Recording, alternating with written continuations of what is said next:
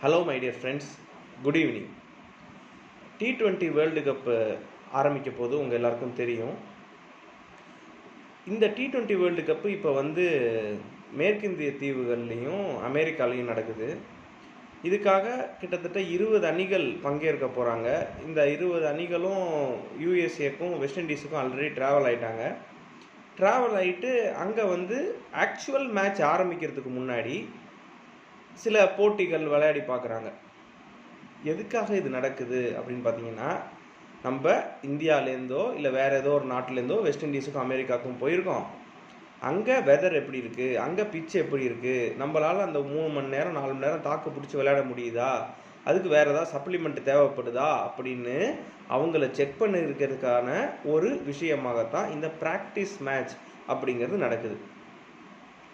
புது என்விரான்மெண்ட்டுக்கு நம்ம போகும்பொழுது நம்மளை முழுமையாக தயார்படுத்தியிருக்கோமான்னு தெரிஞ்சுக்கிறதுக்காக ப்ராக்டிஸ் மேட்ச் விளையாடுறது எவ்வளவு முக்கியமோ அதே அளவு முக்கியம் நம்ம செட் எக்ஸாம் எழுதுறதுக்கு முன்னாடியும் சரி, நெட் எக்ஸாம் எழுதுறதுக்கு முன்னாடியும் சரி, மார்க் டெஸ்ட் எழுதி பார்க்கறது.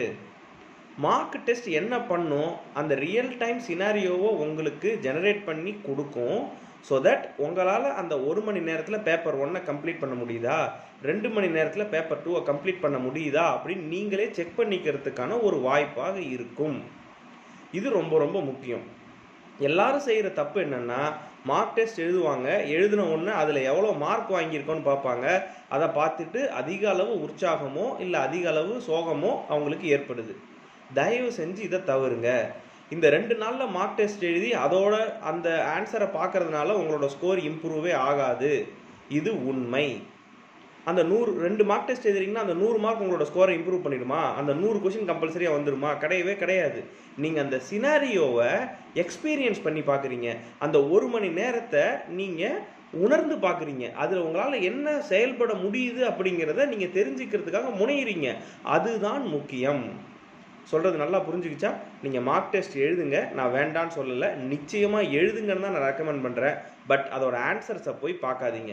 அது என்னவா வேணால் இருந்துட்டு போது, பிரச்சனை கிடையாது. அந்த 1 மணி நேரத்தில் உங்களோட மூளை எப்படி செயல்படுது, உங்களால் அதை மேனேஜ் பண்ண முடியுதா? டீச்சிங் ஆப்டிடியூட் நல்லா படிச்சிருக்கீங்க, ஃபஸ்ட்டு கொஸ்டின் டேட்டா இன்டர்பிரிட்டேஷன் வருது, உங்களால் அதை எதிர்கொள்ள முடியுதாங்கிறது தான் நீங்கள் பார்க்கணுமே தவிர எவ்வளோ மார்க் எடுக்கிறீங்கிறது முக்கியமே கிடையாது. அதனால் நாளைக்கு ஒரு மார்க் டெஸ்ட், நாளான்னைக்கு ஒரு மார்க் டெஸ்ட் தயவு செஞ்சு எழுதுங்க. அட்லீஸ்ட் பேப்பர் 1லயாச்சும் எழுதுங்க.